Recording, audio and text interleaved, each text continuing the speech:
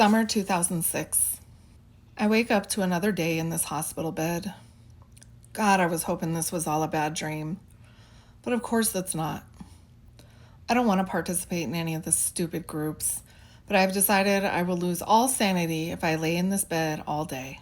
I decide that I will play this stupid game so I could go home. I finally start to attend groups.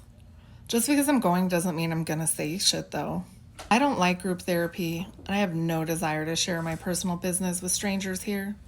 I head down to the morning group and realize I am one of the first people there. Or I will be one of the few people there. I'm not sure which yet. I immediately begin second guessing my decision to succumb to the participation game. If only a few people show up, I will be forced to participate.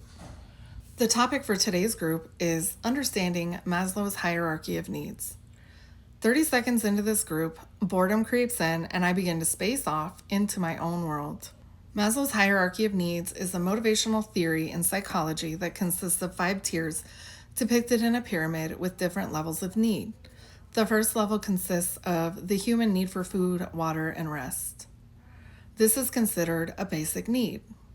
Boringly obvious. Right now, the only need that consumes me is a need for meth. The thought that consumes my brain is how to get a hit.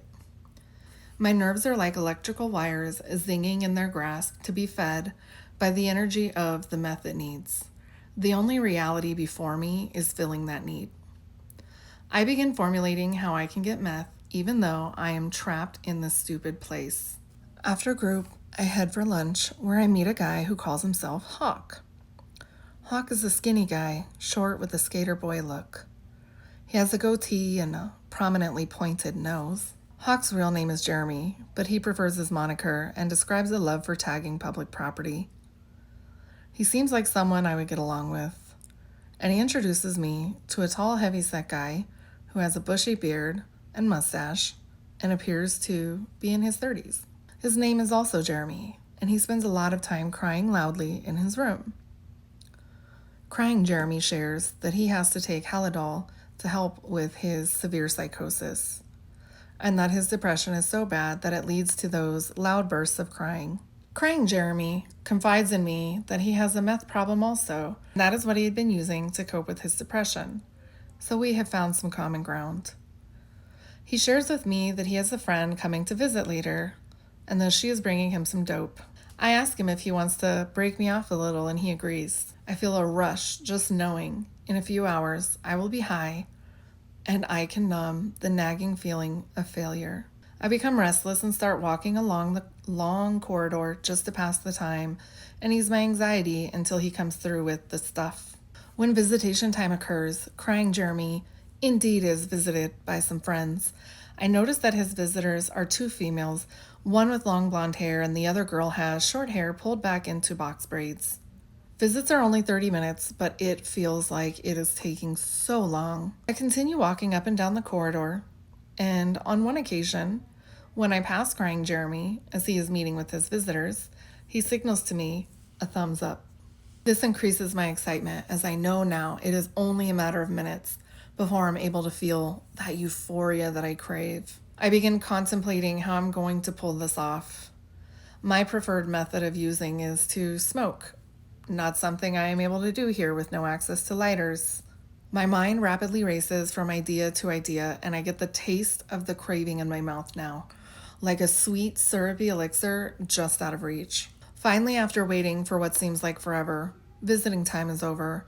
I give him a few minutes to regroup after his visitors leave because I don't want to seem fiendish. Crying Jeremy meets me in the day room and gives me a handshake and a fist bump. It looks like people being friendly to outsiders, but in my hands is a little piece of paper with that crystallized bit of heaven.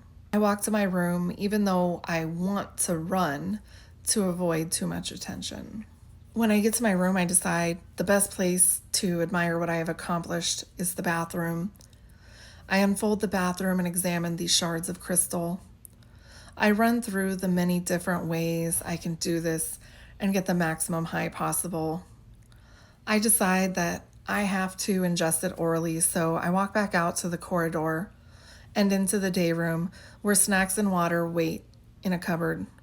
I grab a cup and fill it and walk back to my room. I mix it with the water and chug it quickly. It tastes bitter with a chemical twang to it. I know that it'll take a while longer to hit me since I have to wait on the digestive process, but my excitement gives me the rush I need while I wait.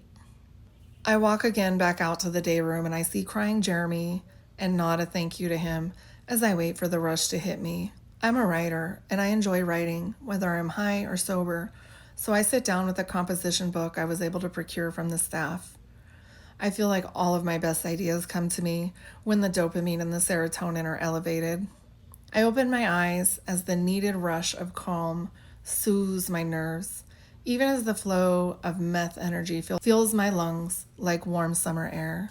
The feel of the dopamine rush is everything I look forward to when I use.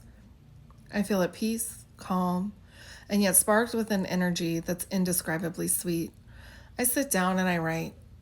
I write the most beautiful poems, and there is one that stands out a lot to me. And I realize this one speaks profoundly about my whole life, looking back. I titled the poem My Struggle, My Struggle. I set a foot on my journey through life as a daughter, a mother, a lover, a wife.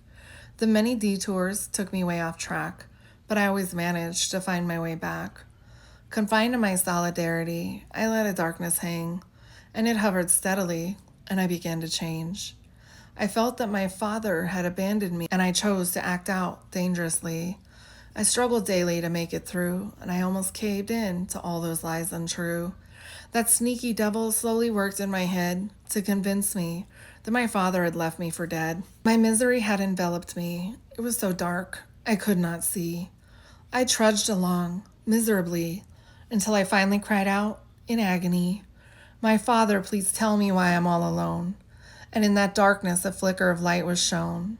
He said, "My child, you must open your eyes. Not once did I ever ignore your cries. I watched you struggle every step of the way, but in your weakness, you let the devil prey. You traveled a path that was treacherously longer, but my child, you see, it only made you stronger. And it clouded your ability to see. I would never abandon my dear, dear children to walk alone on the road of worldly temptation. See, my child, your life I can carry in my hands, but it's up to you to have faith in my plan. My child, please trust in my ability to take all of your burdens and set you free." I read this poem and I realized that while I enjoy my substance use, it is creating a destructive pattern in my life. Those are powerful words that I put down on paper. As I read through it again, I feel a sense of conflict within myself, like a war of good versus evil. My desire for meth consumes me so much that here I am in a hospital where I am supposed to be pulling it together for myself and my children, and I am high. Not only am I high, but I am also enjoying it and fully believe that it is impossible to function without this substance. The tears begin to flow as I realize that I just want to be normal.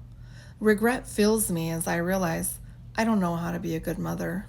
Remorse fills me as I realize I should be prioritizing my children instead of finding ways to get high. This opportunity to straighten my life out is being completely unnoticed. Where did I veer so far off course? Stay tuned for Chapter 6.